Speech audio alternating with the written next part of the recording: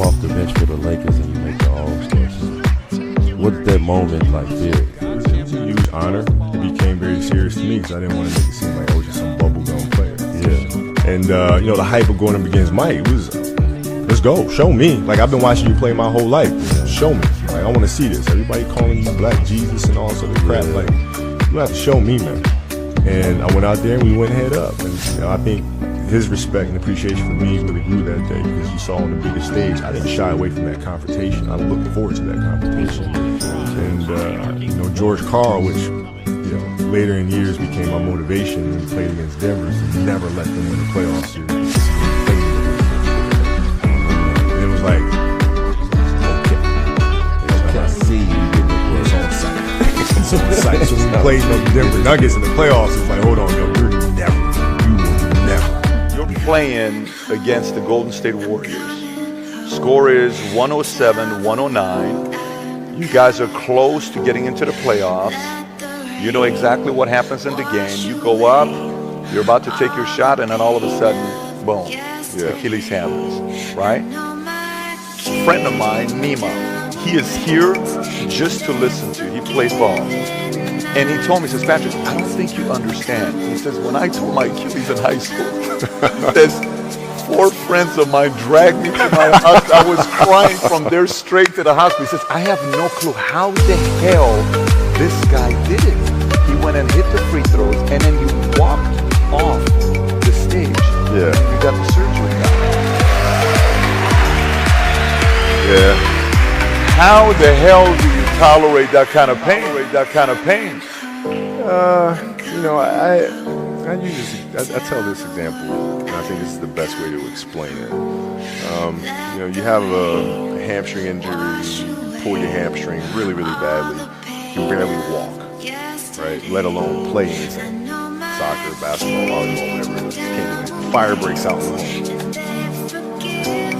Kids are upstairs, wife is wherever she may be, and shit's going down. Willing to bet that you're going to forget about your hamstring, you're going to sprint upstairs, you're going to grab your kids, you're going to make sure your wife's good, getting out of that house, right? Hamstring be damned. You're not going to feel your hamstring, right?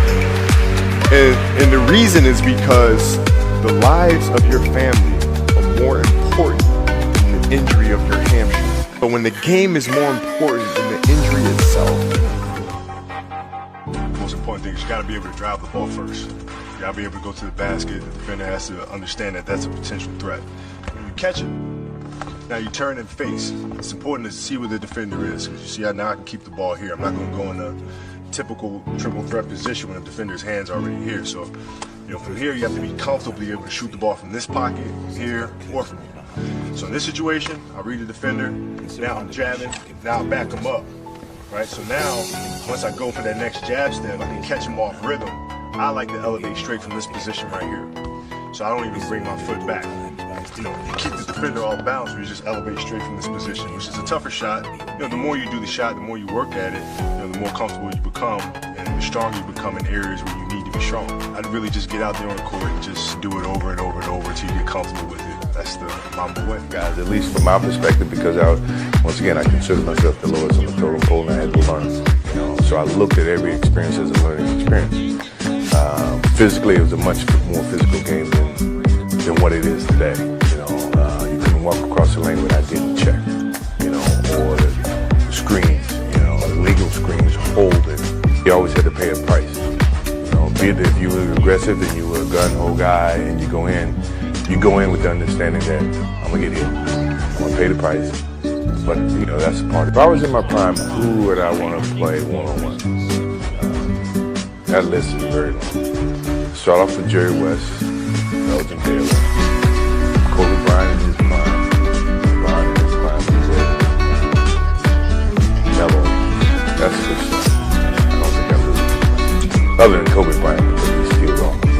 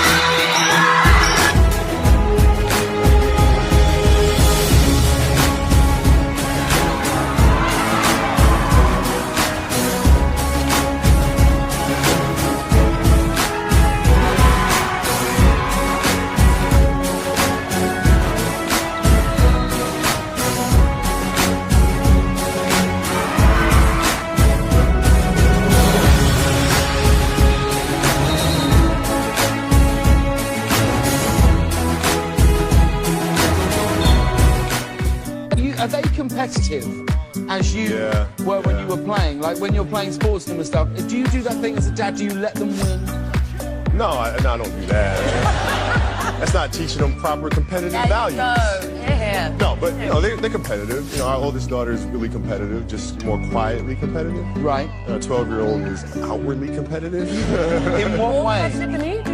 Yeah, she gets it from her mama. Like, Okay, that's good. Sure. That's I don't play board games with her. I don't do none of that stuff, man. Tears. I'll be sleeping on the couch next to her. So. Really? Oh yeah, it's crazy. They're fiercely competitive. Fiercely competitive. And they're both good at basketball, right? Well, our oldest is good at volleyball. Volleyball. And our middle daughter is really good at basketball. Really what excellence looks like, right? And it's not that some of them may want to play in the WNBA, some of them may not, right? But we try to give them a foundation of the amount of work and preparation that it takes to be excellent in whatever it is that you choose to do, right? So we're here playing basketball. We're going to focus on the details. We're going to learn the basics. We're going to learn the fundamentals. We're going to do those things over and over. And hopefully it's something that they can apply to other areas in their life. Do you think your daughter might want to play in the WNBA? She does, for sure. She does? This kid, man. Wouldn't that be great? Dude, man, I'm telling you. The best thing that happens is when we go out and fans will come up to me and she'll be standing next to me and they'll be like, hey, you got to have a boy. UNV got to have a boy, man. You have somebody carry on the tradition, the legacy. She's like, oh, I got this. You know, boy, for that, I got this. Like, that's right. Yes, you do. You got Gianna, it's Kobe Bryant. And I heard you fans have some questions for me. Let's check them out. Next, it's more animation. Great series that we've developed called The Punis. Will be coming out. Our stories, Legacy and the Queen. That will be an animation feature at some point. And the Wizard Art series. That will also be a film. So we're hard at work. I do wake up at 4 a.m. and sometimes earlier even. There's so much to do, especially now, creating and writing and making movies. There's a lot of work to do. And the 12s have been caught up for quite some time now. I think it's no longer America's game, but it's an international game, which is fantastic because that means basketball has truly become a global sport. Shooting and basketball. If you don't know how to shoot, you can't do much of anything else. You always have a deficiency in weakness.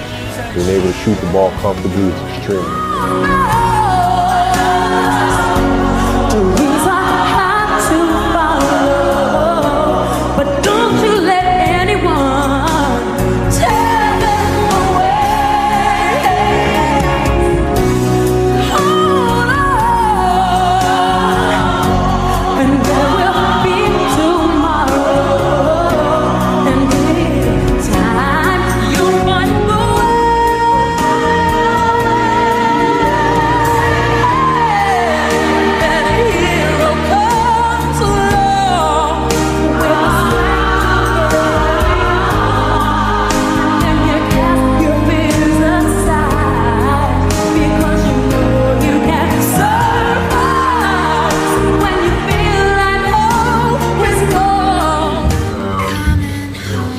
Beijing itself, which was still, kind of a great city. A lot of athletes that I worked with really didn't know much about the game of basketball. It was just a small group of kids, about 10 or 12 kids. No media, no cameras, like that. We just went to work. We worked for like 3 hours each day, about 5 days or so. And every year I kept coming back. And so I watched them develop from the ground up. I watched the city grow. And watch the passion for the game. It's developing their basketball to a level where they can compete with the best basketball countries in the world. That should be the goal. I'm sure, I know that is absolutely the goal. But really making an investment on the next generation of players. Focusing on their youth and making sure China gets to a level where they can compete with USA and Spain and Argentina. If he wasn't around, I probably had 10 rings. So, Manu's been one of my favorite players to play against in a very compelling games. Ultimately competitive, extremely smart. It was a fun opportunity to sit next to him because he looks at the game like I do in a very analytical way. He's looking at defensive coverage, he's looking at offense, he's looking at how Australia was using Patty Mills and what she was doing and not be doing. It was important to have that conversation. Because generally, we're competing against each other, so it's hard for me to tell what he's thinking and vice versa. But it was pretty cool now knowing that we'll never shoot up against each other again. Kind of just talk strategy and what we see out there. It was fun. It was also just good to catch up. Yeah.